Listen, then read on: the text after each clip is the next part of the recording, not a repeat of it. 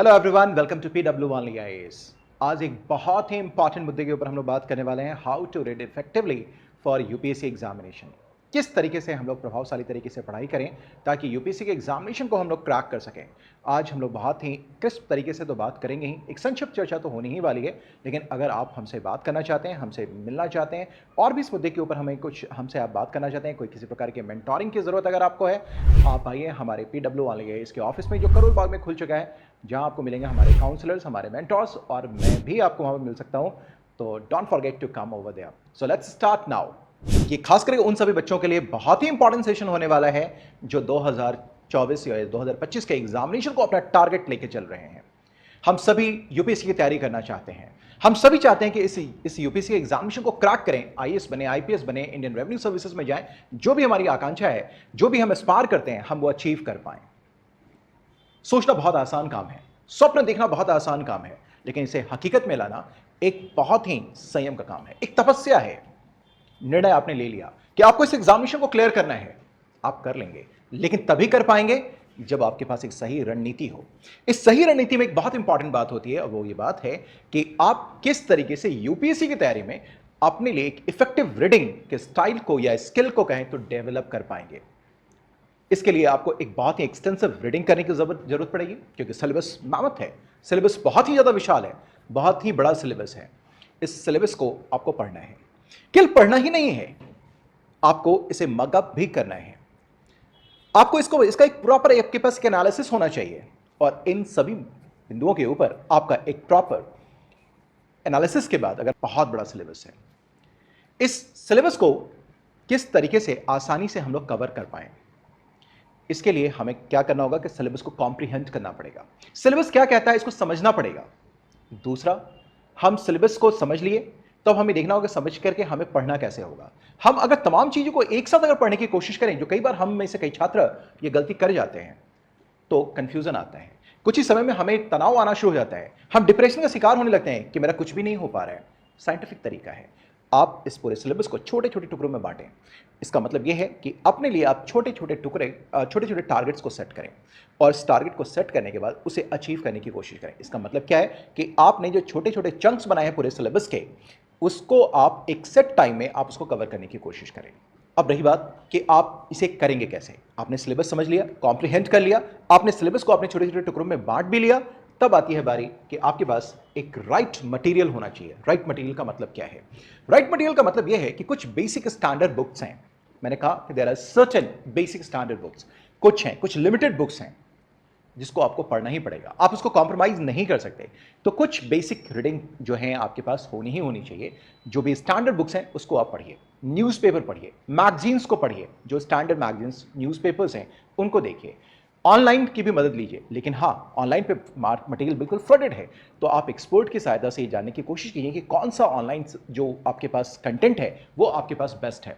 तो that should be called right study material. Right study material के बाद जो बहुत इंपॉर्टेंट मैटर है वो ये है, आपके पास एक्टिव रीडिंग होनी चाहिए। ये एक्टिव रीडिंग, ये शब्द अपने आप में बहुत मायने रखता है। रीडिंग ही केवल नहीं करना है, आपको अपना केवल और केवल पढ़ाई ही नहीं करनी है। आपको जब पढ़ाई कर रहे होते हैं तो आपको उस पढ़ाई के दौरान जो भी आप सब्जेक्ट मैटर को पढ़ रहे हैं उसके ऊपर अपनी अंडरस्टैंडिंग डेवलप करनी होगी।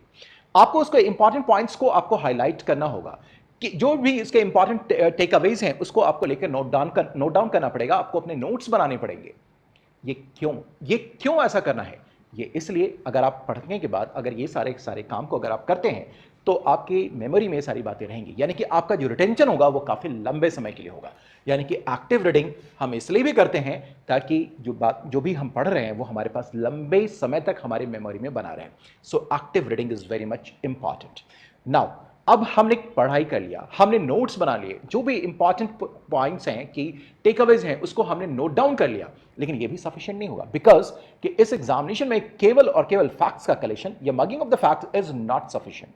अब आपको क्या करना होगा, अंडरस्टैंड करना पड़ेगा कॉन्सेप्ट्स के ऊपर। आप देख लीजिए प्रीलिम्स के एग्जामिनेशन को देख लीजिए, आप मेंस के एग्जामिनेशन को देख लीजिए, अब जो क्वेश्चंस आ रहे हैं बहुत ही एनालिटिकल आने शुरू हो गए।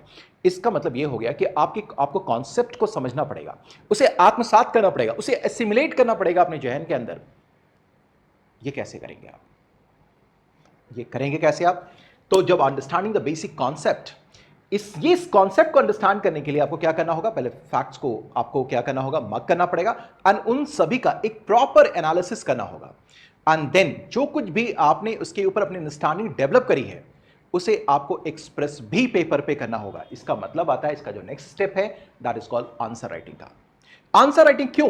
क्या क्या हमें केवल और केवल जो कुछ हमने पढ़ा है उसे एक्सप्रेस कर देना? नहीं, इसका मतलब यह भी है कि हमें एक स्किल को डेवलप करना है।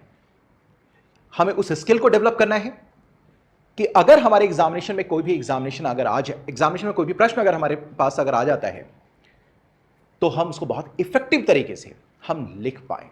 इसका मतलब यह हो गया कि understanding concepts and answer writing is something that develops writing skill inside you. केवल आंसर राइटिंग का मतलब यह नहीं कि हमने जो पढ़ा है उसको हमने निकाल दिया है, बल्कि हमने कितने अच्छे तरीके से उसको एक्सप्रेस किया है, यानी कि expression, your natural ability of your writing, that is called the flair, that should be reflected in your answer, वो आपको देखना चाहिए। So answer writing is important one and then comes the revision. आपका revision is very much important. जो कुछ भी आपने पढ़ा है, जो कुछ भी आपने समझा है, उन सभी को आप जो है सो क्या करें, आप पीरियडिकली रिवाइज करते चलें, क्योंकि रिवीजन अगर नहीं होगा तो फिर रिटेंशन भी आपका वीक होता चला जाएगा और जिस वक्त आपको इन चीज़ों की जरूरत पड़ेगी तब आपकी मेमोरी में आएगा नहीं। शायद कहीं पढ़ा हुआ है, कहीं सुना हुआ है, लेकिन वो आपको आपके सामने नहीं आ रहा होगा। अगर आप बार बार रिवीजन करते चलेंगे तो डेफिनेटली चीज़ें आपके आंखों के सामने घूमती हुई आपकी नजर आएंगी। So revision is very much important. क्या कहानी यहीं खत्म हो गई? नहीं, कहानी यहां भी खत्म नहीं हुई है, कहानी यहां से भी आगे है। आगे क्या है कि जो कुछ भी आप पढ़ाई लिखाई कर रहे हैं, इसके अलावा आपको बहुत ही अवेयर रहना होगा कि देश और दुनिया में क्या हो रहा है, क्या पॉलिटिकल डेवलपमेंट हो रहा है, क्या इकोनॉमिक डेवलपमेंट हो रहा है, क्या सोसाइटल चेंजेस आ रहे हैं, क्या सोसाइटी में कुछ नई पॉलिसीज या प्रोग्राम्स लेकर के आ जा रहा है, उसका क्या इंपैक्ट है, क्या एप्लीकेशन है, इन सभी को समझना पड़ेगा। इसका मतलब यह है, साधारण शब्दों में बस मैं यही कहना चाहता हूं कि आपको रेगुलर बेसिस पे अपने आप को अपडेट भी रखना होगा and that can be done through newspapers, magazines, news channels, all India radio and everything.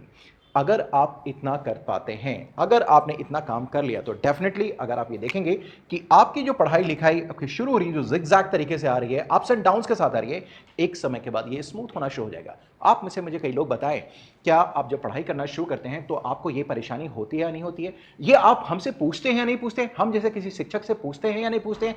किसी मेंटोर से पूछते हैं या नहीं पूछते हैं कि सर समझ में नहीं आ रहा है, सर याद नहीं हो पा रहा है, सर लिख नहीं पा रहा हूं? ये वही बेसिक सवाल है जिसको लेकर के आज मैं आपके सामने बात कर रहा हूं कि किस तरीके से आपकी पढ़ाई इफेक्टिव होनी चाहिए। वो इफेक्टिव इसलिए क्योंकि आप इफेक्टिवली अगर पढ़ाई करते हैं तो ये आपको समझना होगा, केवल किताबों के अक्षरों को नहीं पढ़ना है, बल्कि आपको एक लंबी प्रक्रिया के थ्रू गुजरना पड़ेगा जिसके ये डिफरेंट स्टेजेस हैं। और यकीन जानिए, अगर आपने ऐसा कर लिया तो कोई भी आपको सफल होने से रोकेगा नहीं, और वो भी 5 वर्षों में नहीं, 1 वर्षों के अंदर, 1 वर्ष के अंदर, 2 वर्ष के अंदर, मैक्स टू मैक्स 1 से 2 साल के अंदर अपना रिजल्ट आप प्रोड्यूस कर पाएंगे। ट्रस्ट मी, करके तो देखिए, डेफिनेटली आपको इसका नतीजा मिलेगा। मेरी शुभकामनाएं। Wish you all the very best. Thank you very much.